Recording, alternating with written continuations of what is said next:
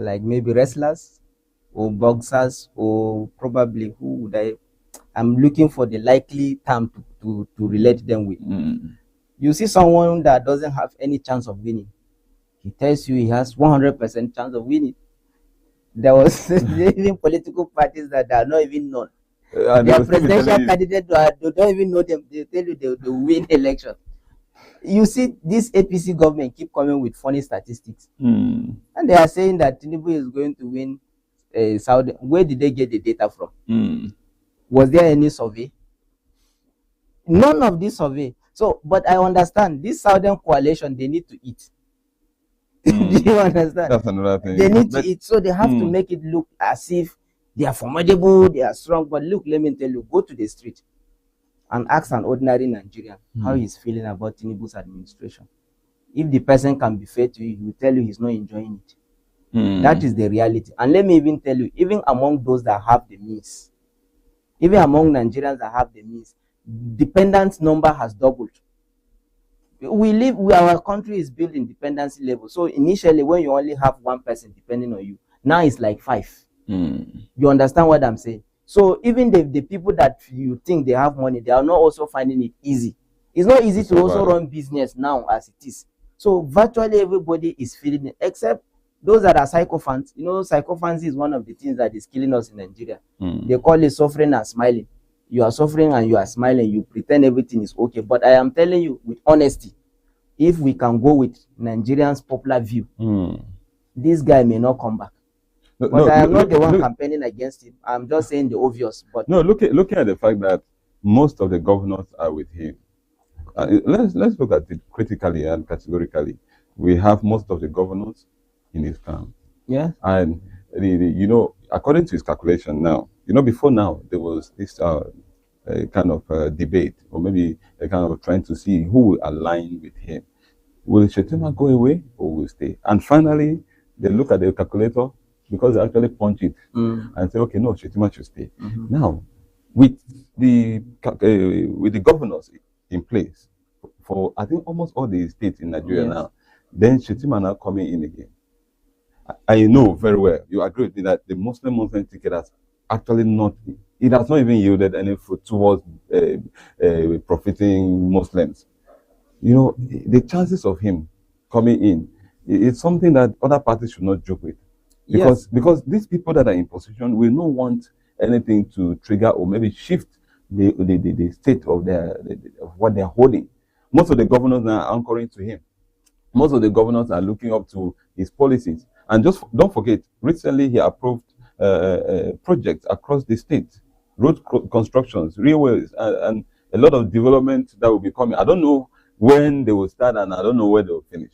But the important thing is that we have road construction. Recently, I saw on social media, I think the railway from Sokoto connecting with Taraba State, and there's another road again that links to Abuja direct. And somebody was giving analysis of, instead of using 6 to 12 hours to Abuja, it will be between 6 to 7 and 9. Just permutation. So there are a lot of play. There are a lot of things around Tinubu's government that you cannot just sit down and say, oh, we are going to unseat him.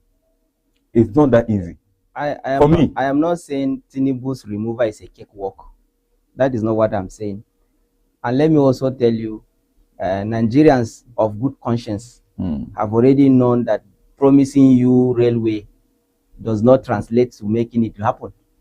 Buhari spent 8 years talking about railway from Kano to Maradi. Did that happen? Virtually in every year, that budget, in fact, the budget for railway from Kano to Maradi is in Niger. You understand? At some point in Nigeria, we are even criticizing Buhari that he is taking development to his cousins in Niger. Did that happen? Even close to us here, how many promises have we received that none has come to pass? So for me, because they told you that they are going to do road at this wee hour and you are believing, okay, let's talk about it. In reality, in Nigerian democratic system, Nigerian perspective of election, Nigerian way of voting, is very difficult to unseat an incumbent. That you cannot rule out. Within this administration's 3 years, there are off-cycle elections. We have seen the intimidation that happened there. We've seen the number of vote buying. And with the level of hunger already being orchestrated on people conscience is gone. So you know, of course, that on the day of election, vote buying will be the major stuff of the day. So if they come with bags of money and they are buying vote, intimidating people, doing that, of course they will win. But me, I'm not talking from that perspective. I'm talking from the perspective of if things could work normal. You understand? And let me also tell you clearly, how many states that the people in that state are happy with their governors? Genuinely, not propaganda. Of all the states that you claim that he has, how many of the citizens are happy with the governors? We discuss local government autonomy here. Governors have refused to give autonomy to local government. Is it not hurting grassroots development? It's hurting grassroots development. How many of these governors have really translated what they call development to their own states? They are also trying to ride on the power of incumbency to win. So look, if it's Nigerian system, we have a lot boggle in it. And I can tell you that in this 2027 election, nothing much will change. Look at the Abuja area council election. You saw what happened. You saw how they molested people there. You saw vote buying at its glare. And I'm going to tell you that it's going to be ×2 this time. Because even for pride, Oga will not want to be called he was defeated. But I don't know, if truly Nigerians we really desire that change, we should vote along what we are feeling. And I can tell you, if we go out to say we don't want your 10,000, we don't want your 2,000, we don't want your 1,000 naira, we don't want spaghetti, we don't want dubu aleda, we want change, then all of these people will not come back. You know, it's a very difficult one at this time. You already mentioned that people are hungry, and sometimes our consciences I feel our hunger should be a subject for motivation, but it's unfortunately our hunger is even the reason for our own lack of reasoning and self-independence. That is very unfortunate part of Nigerians. In other countries of the world where reforms are made, it's hunger that pushes people for change. In our own, hunger is pushing us to hiding. Is another way, I don't know. All right, let's move forward with what we have here. We have a lot of leading stories, so we're taking it gradually, and it's important that you know what is happening around your country. You need to know. It's important. And on this day, we have a leading story on this day. It says, Badijo Okesayan takes early lead in NBA presidential election race, inching closer to becoming association's first elected female president. Afam Okeke leads in general secretary race. Now, this she happens to be the first elected female president as far as NBA is concerned, and this is the second female president. The first one was not elected.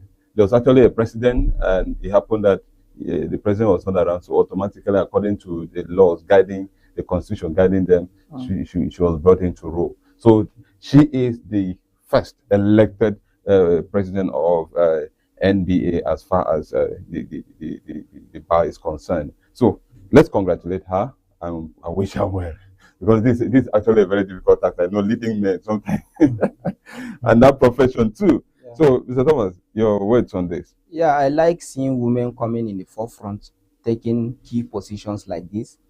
I had discussed it many times. I said power is not given. They don't give you power. You take power. So women keep saying we want equality, we want fair representation. Nobody will look at you because of you are a woman, then they say come and collect. No, they don't do it like that. You have to come out and show your potential. For a woman to lead the NBA, Nigerian Bar Association, you know the stuff she's made of. You understand? That means she's competent, she's resilient, she has the network, and she knows all the manipulative ways around the association's network. Okay? So I look forward to seeing better reforms within the NBA. Recently, NBA is becoming another weak association. They are more, I don't know what they are, but let's see the reform she's going to bring in. Let's see the what do you call it? The initiative that she's going to introduce into the association. And I feel her emergence will serve as a motivation for other young women who aspire to lead. You know, they should come out and contest. We should not always have them as women leaders in political parties. We should not always have them as deputy governors, because these days there is another pattern. every deputy governor is carrying, most of these governors these days, they are carrying women. Whether it's because of convenience or what exactly issue. Gender equality. You know, I don't like this pattern. Let me tell you why. You go to a certain meeting, there is room for election. They will vote chairman, vote secretary, vote treasurer. Then one person will say, there is no woman, no. Then they, okay, until they join them, let them be join them. What contribution will she make there? Not looking at the my call for the women, look, if you go to any meeting, you know you have the potential, speaks out. If they say we want those that will volunteer, say I want to volunteer. If they say they should nominate, if there are other women, nominate your agenda. But it's unfortunate, they will nominate men, support men. Then tomorrow they will come and cry that there is gender imbalance. They are marginalizing them. Are they really serious?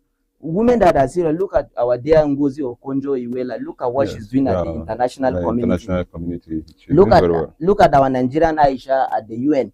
In fact, I saw a story recently that she's a potential candidate for UN secretary. She's a woman. They didn't give her that position because after nominating everybody, they said there is no woman, then you should come there. No.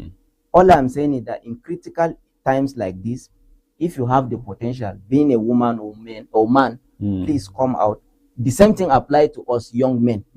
You know, we keep talking that we are marginalized, but when it comes to the time that it matters, we will go back and allow our grandparents to lead. So please, if you really want to lead, power, like I said, they don't give you power, you take it. Even Wike stressed that too. Wike said, nobody gives you power. Go and collect. You collect it. How you collect, I don't know, but you must collect power. You must collect power.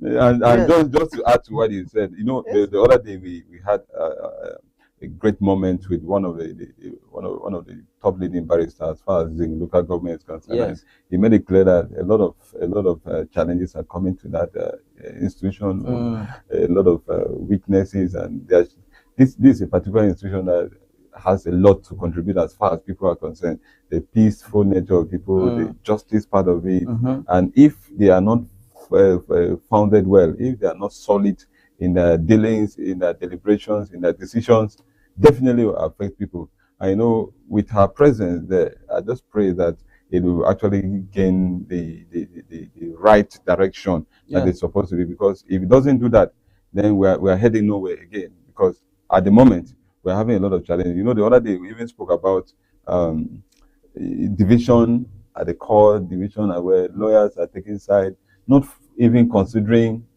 the guidelines. The guidelines. Sometimes they even lie to their client because they want to get money. So it's something that we need to stand up to our duties and see that we do the right thing. All right, quickly before we go on a break, we'll be looking at the 100,000 naira that our security men are supposed to be receiving now. It's another leading story here on Daily Trust, and we're going to link it with the effort that they're making, because so far we've heard they've been a kind of reawakening from that angle, that most of our children that were adopted and under kidnappers and stuff like that, they reclaimed, they brought them back, they rescued them. But we still have a disturbing story here talking about surviving on a soldier's 100,000 naira. Can this actually motivate you to do well? We commend the government for bringing up 100. Already, that is what they are earning. That's what I'm saying. They are already at this moment. They are earning 100,000. Then we're not looking at. Then they are looking at how are they surviving. How are they surviving on 100,000? That is the question here. That's the question. How are you surviving on 100,000? How are you surviving on 100,000? And there's a big tax ahead of you. So I don't know. The push now is for them to review upward. That is the push now. The call is that they should review it above 100,000. Yes. You know, like I told you the other day, that unfortunately most of the people serving in top position in this administration are cut off from the realities of the people. One of the SS said, is you are better living with 60,000 in Nigeria compared to someone working as in a care home in the UK. That person, I don't know whether he's in Nigeria or he lives in the UK, but this is the kind of stories that tells you that people on the ladder, they are not being taken care of. Come on, 100,000 as a salary. 100,000. Look, even if you are a student now in school, they are giving you allowance of 100,000 monthly. If you are not even, you don't need to live large. It will not be enough. As an undergraduate student, talk more of someone who has a family. How much is a mudu of rice in the market now? How much is beans? How much is groundnut oil? How much is palm oil? How much is even transport from where you live to work? If you have 2 kids who are in school, how much is their school fees? How much is their school fees? It doesn't even stop at the school fees alone. Every day in the morning now, it's not like in our days that we go to school hungry and come back hungry. Now you have to package something in their lunchbox. And they're used to it already. Yes, you have to package something in their lunchbox to take them. And some schools are not even close. You pay transport to... Look, come, what is 100,000 to cry out loud? You have array of dependents. Maybe your father is alive, your mother is alive in the village. Your wife, maybe she's not working. How can you escape corruption? That is the point. All right, we'll go on a quick break. Come back. We're looking at the story, talking about state policing. Stay with us. Don't go away. In a world where information inspires change, growth, peace, and development, Kwararafa TV is proud to be your trusted source.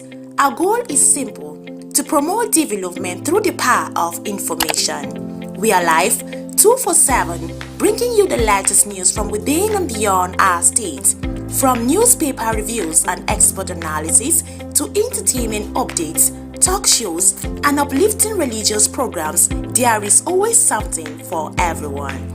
Need coverage for live event, news story, or well-crafted documentary or jingle?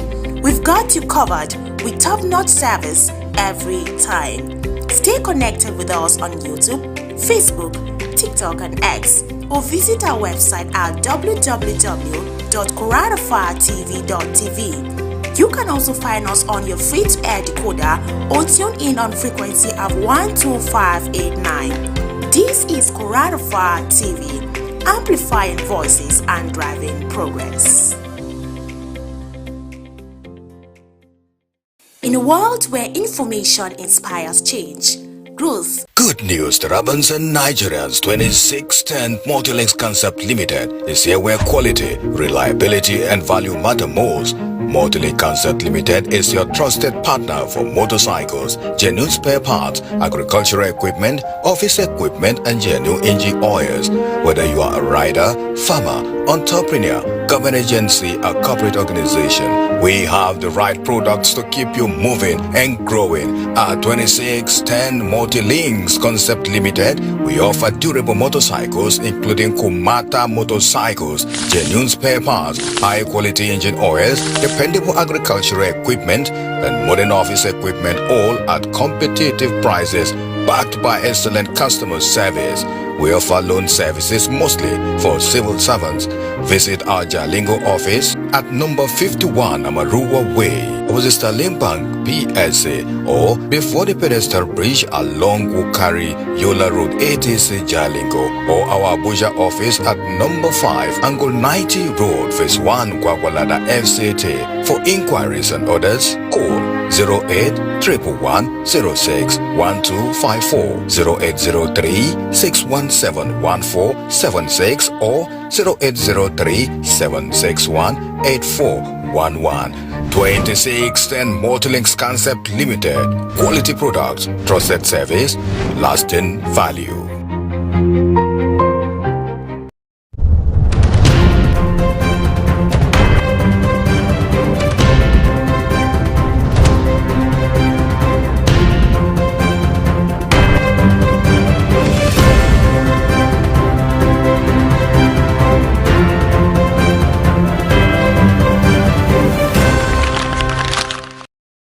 All right, thank you so much for staying with us. The program Morning Breeze on Kwararafa Television, and we're still looking at the leading stories that are trending and making waves around the globe. And now we'll move straight to what Daily Sun have for us. On page 6, we have a leading story on page 6 saying reasons we are prioritizing state police, senators, then dispel fears about it.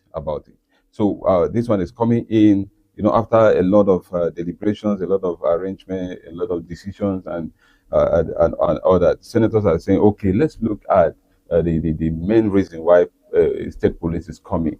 Constitution to balance it is important. It is important, and we need to do that. But the reasons why we are bringing the state police should come ahead. Let the constitution follow, and that are the reactions. And the Senate leader Bamidele, he made these reactions in a meeting that they had, looking at the situation at hand. I don't know. A lot of people have been looking forward to see that this is implemented.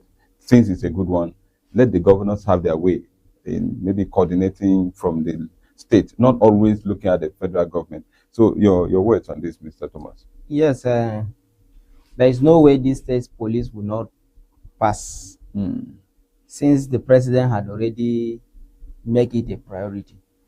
Supposing the president is not prioritizing state police, then I would have told you that it's not going to be feasible. This current National Assembly, they don't reject anything that comes from the president. Yes. Remember the National Assembly, I think about last week or so, they already had this state police bill.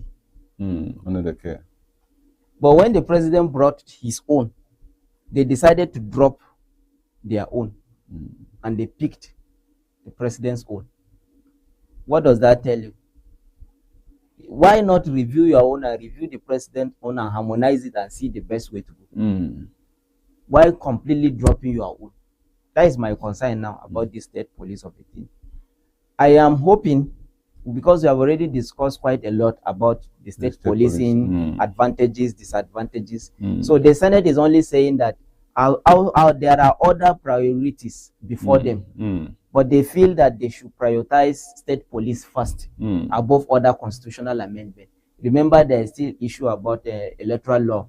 Electoral law, yeah. They are talking about the electoral law. There are a lot of areas that they are talking about. But they feel that since it concerns security, it concerns the general well-being of the country, so bringing it on board would be the best thing to do. As I said, all of us, we cannot preempt what they are doing for now. Let's wait and see the generality of the reform. Let's see the amendment. Let's wait and see how the state police pattern will look like. They have not completely agreed on the funding. They have not also agreed on the who decides on authority on the police.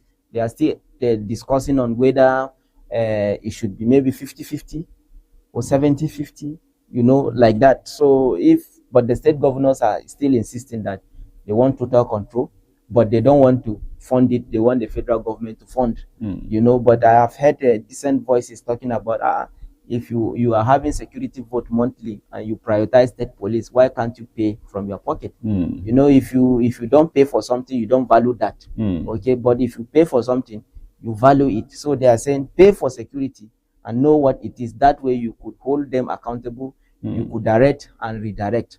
So above all, I know before maybe in 3 months' time, all this state police issue will come to rest, because they are already giving it a speedy attention. Already all the 36 state houses of assembly had consented that they are going to support the state police. So anytime the bill goes to the state assembly, you just walk over just to endorse it and go on. I don't want it to be like the way. But before you boil down, what will you love? Let's look because these are questions in the heart of Nigerians. Yes.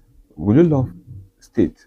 Let's just bring it down to us now. Will you love state governors to be in charge of maybe appointing commissioners or of the federal government appointing commissioners?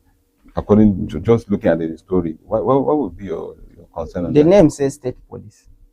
It belongs to the state. Okay? It belongs to the state. My concern this month is not about who appoints commissioner or who do the recruitment. My concern majorly is about how institutions under state are left to rot. That is my concern. Without the intervention of the federal government. Look at almost all the agencies under state. How well are they doing? And this very important. One. All the states in Nigeria have their own security network in some sort of way. How well are they funded? How well are they even paid? Some of them are even receiving below the 70,000 naira minimum wage. So this is the same. My fear is let this state police not still come and fall within the same parameters. And let me tell you, even the federal government, do you know our problem? Our problem is not really that we need state police. Even the federal government, do you know that if you go to police station today, there are certain police divisions in Taraba. Let me talk about Taraba State. That if you go there, you will not even have good furniture to sit on. Divisions. In some of them, if you want to write statement, you have to go and buy paper and come and write it. They don't have paper to give you. Is that bad? Some of them have vehicles that they are not well equipped. Very tattered vehicle. You see the police station, no air condition, no fan. The ceilings are you are there, you will see God. And someone said they made it that way so that those with crime can communicate to their God easily. It's actually funny. It's funny. Look, but if you have a very good working environment, you are well paid. Motivation comes from nowhere. Every day you are happy going to work. But when your working condition is poor, your salary is poor. Every day you wake up, you are grumbling deep within you to approach that work. So look, the whole conversation is not about whether we should have state police or not. Let there be adequate funding of the state police. If they fund them well, provide them with all they need, state police will be viable. But I am telling you, if they did not, look at our ministries. Ministries now in most of the states, look at how the ministries are. They are reduced to nothing. Except the ministry that maybe the governor has interest in, that is with the ministry you see them function. The rest, they are on their own. So it's the same thing with the security network. One veteran U.S. Army by name Bishop, I think when this interest of state police came up, he gave a very long analysis, and he was saying it's a good one. That it's something that they should sit down, look at it squarely. And he made it clear that in Nigeria we have 36 states, the federal capital, 37, and each of these states, they have their financial crisis. So all the things must be streamlined. All the things must be taken into consideration before doing that. Because I have said it before too, that imagine that a police officer in Taraba State is paid maybe, let's say, 150,000 naira, and in Benue State is receiving 80,000 naira. You know, already there's a problem. Yes. Would they start changing the indigent letters to part of Taraba State? Would they leave that state to Taraba State so that they enjoy what their colleagues are enjoying? And maybe sometimes they may be on the same rank. So there are a lot of consideration, there are a lot of... I know this is coming because the insecurity is boiling down to affect everybody. There's no big boy now, there's no small one now. Everything is affected. But if the government wants to actually do this, I think they should take a proactive measure. Yes, maybe our recommendation should be something like they should adopt the ASU model or the university model. University model here is, once you are a lecturer, there's no difference between you lecturing in state government universities and federal government universities. I think their salary is uniform. That is why you see if ASU is negotiating, state also go on solidarity. And if anything that they reach at the top, the state also have to reciprocate. So if in terms of salary, maybe they should adapt the federal government scale for uniformity. Okay, adopt the federal government rank of growth, adapt the federal government mode of operation. Maybe that way is going to help. So if this law can include that, to make it look that way, so that we will not be having differences, and it should be uniform. You know, religion should not determine how this police will operate. Tribe should not determine how police will operate. Region should not determine how this police should operate, despite that it is state-owned, but it should have a universal principle of operation.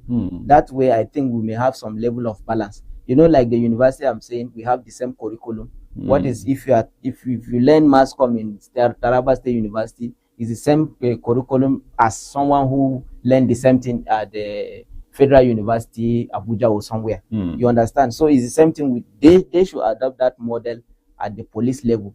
That could help a lot.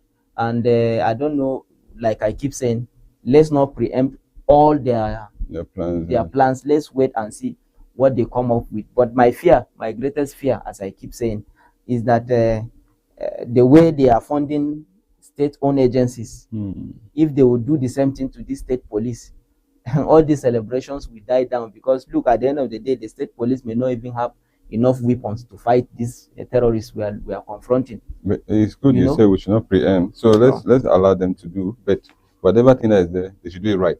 Yeah. Because that's our prayer, and that's our right is still far from us. They should at least try and be average. Okay. In Nigeria, we are very far from right. Let's see another disturbing story here. We've taken time to talk about police and their pay and how they've been trying their best. We still have a disturbing story here on page 7. That's Daily Trust. It says 3 students killed as troops fuel mass adoption in Borno. You know, the case in Borno State has been a kind of disturbing one, and we can only pray that God will intervene, in as much as the security personnel, they are also standing up to their duties. It is important that we applaud them. They are trying. They're trying. Recently, we've been hearing consoling stories. We've been hearing at least some stories that can console us in their actions, proactive nature. You know, the other day, in an interview or maybe a program with this guy said we have the active and the proactive measures towards the security architecture, and I think there's some kind of reawakening. But these students that were killed, may also rest in peace. Yes, but it was an effort to rescue them that this happened. So, Mr. Thomas, do you have anything to say on this as we wrap up the show? Like quickly, I feel sad each time I see stories like this coming up. 3 students killed innocently for nothing, because those that are supposed to protect them somehow could not. It's very sad. Federal government said they have a safe school policy. That safe school policy seems not to work. The safe school is not safe anymore. What happened here is, in an attempt to kidnap them, I think security intervened, and they lost their lives. It's not a good news. Though a major tragedy has been averted, but it's still a tragedy to the families of these 3.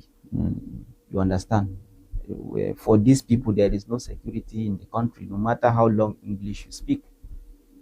You cannot convince them. You can't convince them that there is security. So I feel very bad, and my concern is that moving forward, we should not be hearing of adoption again. And I don't know if those that are involved, where they will do all they could to prevent. We should always work towards prevention, not countering. If the safe school system was working, would this have happened? It would have not have happened. So this month, we are where we are now, very unfortunately. That's right. And I don't think we are getting out quickly. Yes, and balance it up. Honestly. There's a development from Orire students, the one that were rescued, that those people that were involved in that dangerous bad act, they were also arrested. But you know, there were also questions from Nigerians that where are they? Where are their faces? Can we see them? They said we have I think I saw about 3 faces. 3 faces, 3 faces. I saw 3 faces. That is they not. Say they are linked to the kidnapping. But look, Desmond, I think again for us in the north, there is something I want to stress out quickly before we wrap up the show. For us in the north, particularly the media, it seems we are not giving much attention to the insecurity like it should. Now, let me tell you, ever since this Oyo abduction happened, there is no day you don't find that Oyo story on any paper leading. Now that they have even been rescued, the media organization are still going after them, interviewing them. You begin to hear different angles of their stories. In the north now, you cannot even name the number of abductions. Look at even this one. Look at the angle they went and kept it. These 3 children killed. See where they went and hung it. It should have been even the leading story on Daily Trust that is inside the north. But it's not even the leading story. They went and pasted it somewhere. I don't want to glorify it. It's not glorification. You have to amplify this issue. I saw a training story recently. I don't know whether it was real or not, whereby the federal government were warning that no daily, no paper should carry insecurity as the leading story. That just came. But they have been carrying Oyo. Is it not also insecurity? No, I'm just trying to bring you back to what happened recently. Desmond, if you don't blow your trumpet, nobody will do it for you. That's right. That's right. Do you understand what I'm saying? If you don't blow your trumpet, who will do it for you? If you don't help yourself, who will help you? Nobody at all. So media houses in the north, is high time for them to okay, let me tell you, there was a day I sat and I asked myself, even in Taraba, so why is it that media houses are not talking about the ongoing crisis in southern Taraba? Why? It's okay. No, from part of our quickly, if we, the media practitioners, we have to rise above board, copy from these people. Now, let me tell you, with this thing they are doing in Uyo, even the government will pay more attention to schools there compared to what is happening there. But when it happened, you went and buried it down beneath one side of the paper and you forget, you don't visit it again. How many times did you see news headline again about these children that are missing in Peru? It's all right. Thank you so much, Mr. Thomas, for taking time to give us more details about our leading story, and for all of you that have been very close to your site, wherever you are, in your office, cruising around town, maybe in your home. Thank you so much for being part of this show. We are not ending now. Entertainment gist is coming. You need to know what entertainment is all about. You need to know what is trending as far as entertainment is concerned. And we have MC Last B standing very close to give you just the best. So don't go away. Just stay with us.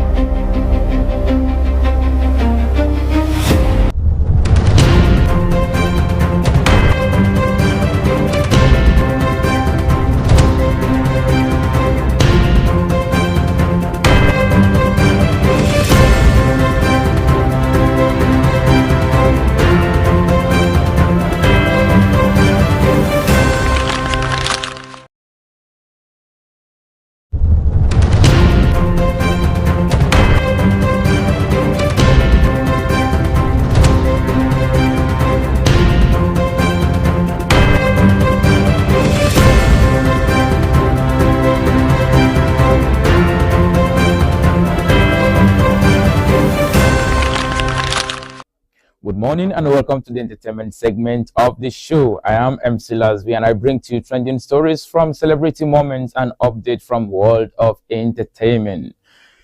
To kindly dive into the stories, as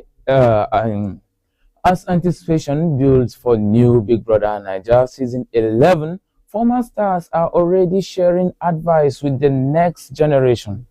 Doyin David has encouraged contestants for season 11 to be confident, authentic, and unafraid of public opinions. Speaking ahead of the show's 26th premiere this month, she advised housemates not to play safe but to stand out with their personalities. She also urged them to learn to enjoy their company and remain emotionally strong even if they have few friends in the house. And guess what? The organizers also announced a record-breaking 160 million grand prize for the winner.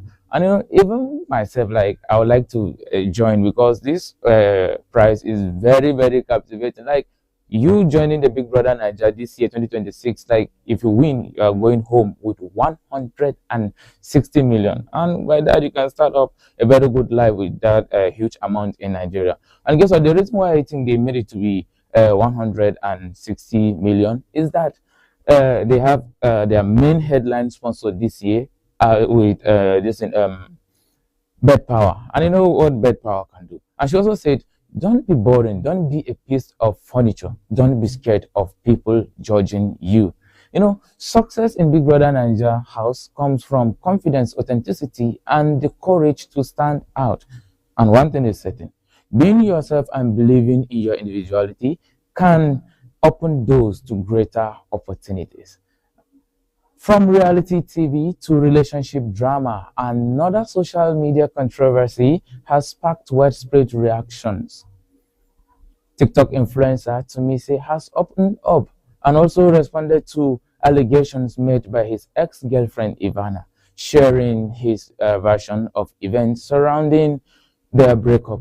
He claimed he made financial sacrifices to save the relationship, including paying for accommodation, shopping for her, buying a lot of things for her in order to maintain the relationship.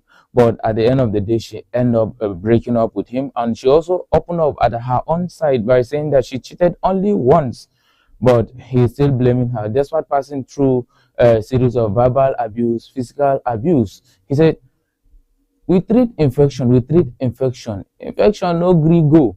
Out of pity, I called her prostitute. I know at times relationship is like that. Once, most especially, infections do break different relationships. And then subsequently, both parties now continue to present conflicting accounts of a relationship marked by mistrust, emotional conflict, and serious allegations.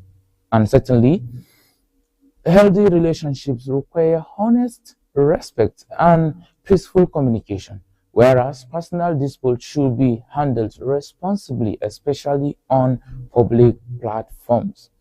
Okay, a major legal case again involving a controversial influencer is making wave in the UK. Andrew Tate and his brother Tristan Tate have been arrested in Miami following a UK extradition request over new allegations involving rape, sex trafficking, and assault.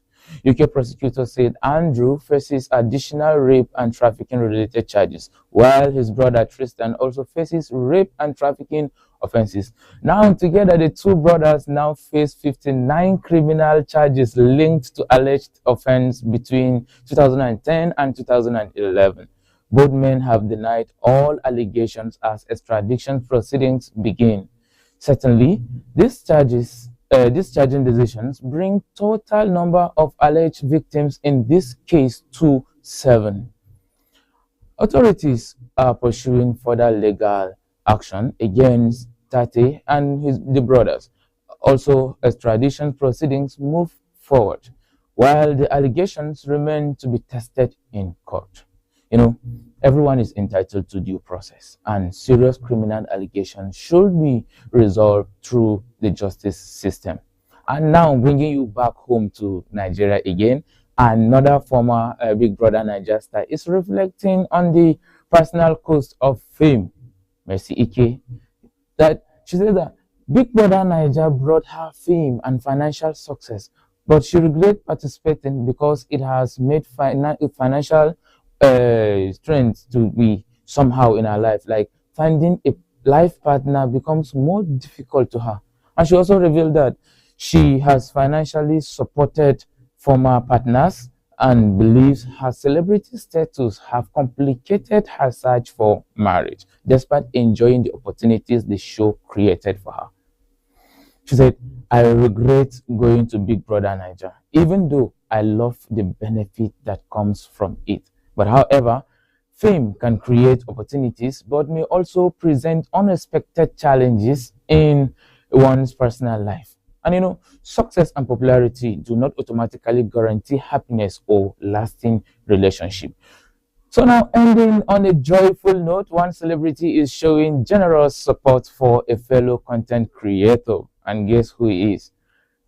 Businessman Cubana Chief Priest has pledged 10 million naira towards Pella's wedding after receiving invitation and the wedding outfit. The generous gesture left Pella emotional. And guess what? Cubana Chief Priest congratulated the couple, prayed for a successful marriage, and expressed excitement ahead of August 1st, 2026 wedding celebration. He said, "He who finds a wife finds a good thing and obtains favor from the Lord," says Cubana Chief Priest. And however, celebrating and supporting others during important life milestones strengthens relationship and builds goodwill. So to you viewer out there and also an upcoming celebrities, like what are you doing for you to promote yourself and for people to engage with you and also celebrate you before even the main time? And guess what? That's it for today's entertainment segment. My name is MC Lasby. Keep watching Kwararafa Television. Have a good day. Good morning, MC Lasby, and thank you so much for the entertainment news. That's the size of what we have for you today. We'll be coming your way again tomorrow morning with another fresh packet. Trust me, this day is already blessed. This week is blessed. So be at the right place, at the right time, doing the right thing. I am Fomi Desmond, and I'm saying good morning.